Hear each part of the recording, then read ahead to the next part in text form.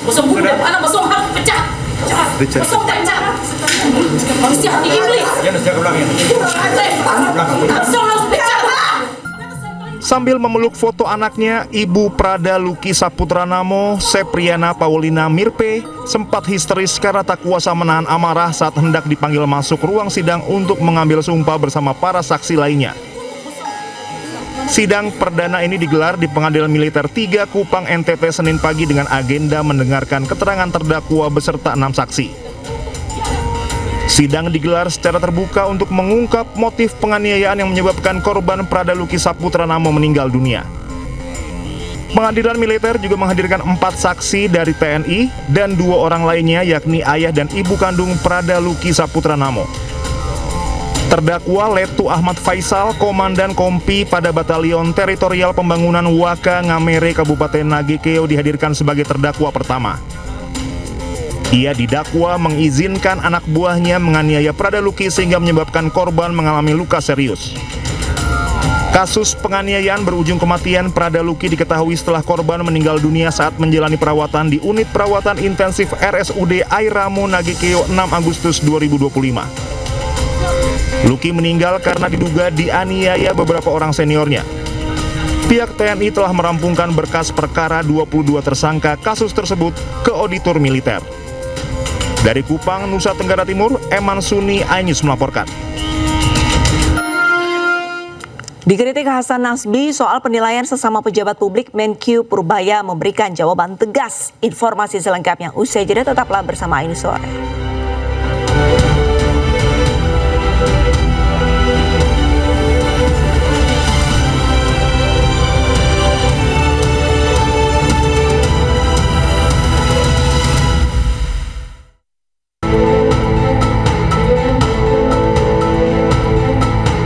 Guguran lava pijar Gunung Semeru terpantau kamera pengawas milik Badan Penanggulangan Bencana Daerah Kabupaten Lumajang di Desa Ororo Ombo, Kecamatan Pronojiwo, Lumajang, Minggu malam. Data pos pengamatan Gunung Api Semeru mencatat jarak luncur guguran lava pijar mencapai 2.000 meter mengarah ke sisi tenggara atau aliran lahar besuk Kobokan. Dalam 24 jam terakhir, Gunung Semeru tercatat mengalami 26 kali erupsi dengan tinggi kolom asap letusan mencapai 300 hingga 1.000 meter dari puncak. Status Gunung Semeru berada di level 2 atau waspada.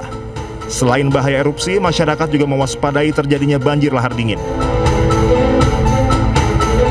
Memang ada luncuran lava pijar dengan jarak sekitar 2000 dengan ketinggian 1000 meter.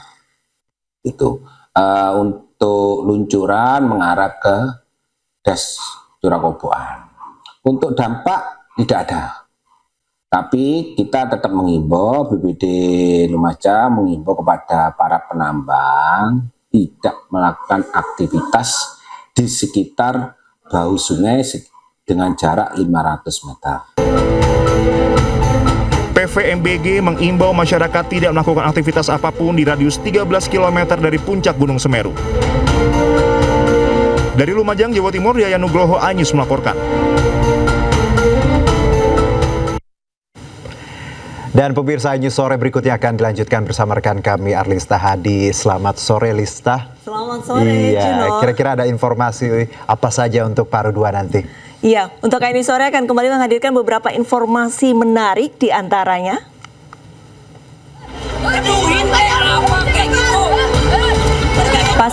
Pembongkaran pasar hewan Barito Jakarta diwarnai tangis histeris pedagang saat mengetahui hewan dagangan yang mati.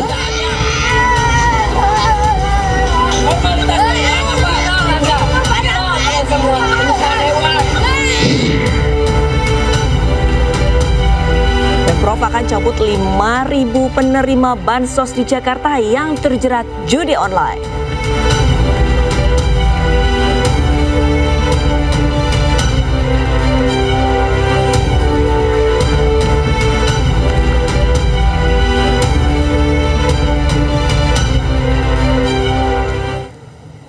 Kita ke informasi selanjutnya, pemirsa, banjir yang menerjang Pantura Semarang, Kabupaten Demak masih belum surut. Hari kelima banjir diperparah dengan air pasang mengakibatkan arus lalu lintas masih belum normal.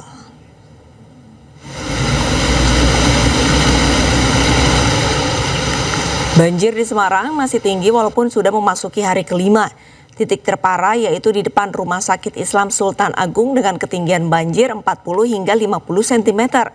Kendaraan yang melintas harus berjalan pelan karena arus lalu lintas tersendat akibat banjir. Mengantisipasi arus lalu lintas yang terganggu, Polsek Genuk Sari melakukan rekayasa jalan. Petugas membuka jalur alternatif di Jalan Walter Monginsidi agar masyarakat bisa beraktivitas. Ketinggian air dari 40 cm sampai 50 cm saja air sudah mulai surut. Terus untuk beberapa relawan yang diterjunkan kurang lebih yaitu ada 25 relawan. Ini relawan setiap hari standby? Ya, setiap hari standby di sini buat memantau keadaan juga, buat kita laporan. Terus juga ada beberapa relawan yang membantu para korban untuk dievakuasi. Menteri Hak Asasi Manusia Natalius Pigai mendatangi kampus Udayana Denpasar, Bali. Pasca musibah yang dialami Timothy Anugrah Saputra, Natalius Pigai meminta polisi mengusut tuntas penyebab kematian Timothy.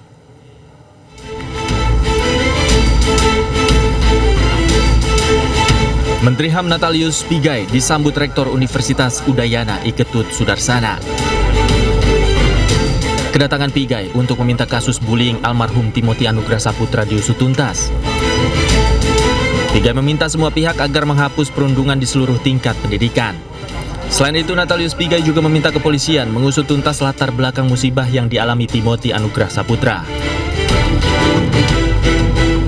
Saya sudah meminta aparat kepolisian harus benar-benar menyelesaikan baik itu dengan penyelidikan konvensional maupun juga penyelidikan scientific investigation supaya hasil terakhir apakah ada hubungan antara peristiwa kematian dan bullying itu ada. Kalau tidak ada, terus apa yang menyebabkan beliau itu meninggal? Sebelumnya penyelidikan polisi menyebut rekaman kamera pengawas menunjukkan Timothy datang dan menuju lantai 4. Korban diduga melompat lantaran menjadi korban perundungan oleh teman-temannya. Dari Denpasar, Bali, Indira Ari Ainus melaporkan. Kita ke informasi lain, pemirsa, terkenal akan lumbung pangannya, terutama dari sektor produktivitas dan produksi padi. Pemerintah Kabupaten Ogan Komering, Ulu Timur menargetkan 1 juta ton gabah kering panen untuk tahun 2025.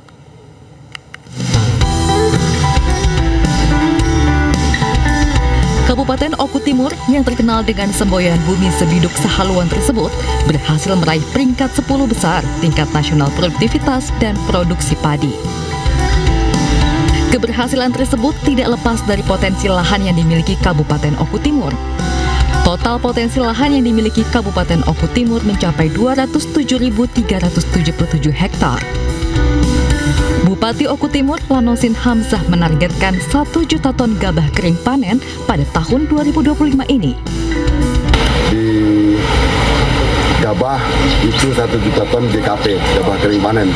Dan ya sampai dengan saat ini belum juga berhasil, artinya masih di 860 ya, 860 sekian komanya, dan masih ada space beberapa lagi, dan doakan bersama dengan program yang diberikan oleh pemerintah pusat seperti Oplah dan cetak sawah yang lagi berjalan sekarang ini di barisan Komering Oplah dan sebagian cetak sawah di bagian bintang 2 batas Oki tarik ke bintang 3 itu semuanya cetak sawah, totalnya ada 2.000 hektar. Terima kasih untuk Pak Prabowo. Semangat dari pemerintah daerah Kabupaten Oku Timur yang terus mengupayakan peningkatan produktivitas padi diharapkan dapat selaras dengan harga yang stabil, mengingat hampir rata-rata warga Kabupaten Oku Timur memiliki sawah yang merupakan sumber penghasilan mereka. Dari Oku Timur, Sumatera Selatan, Jatmiko Francisco, iNews melaporkan.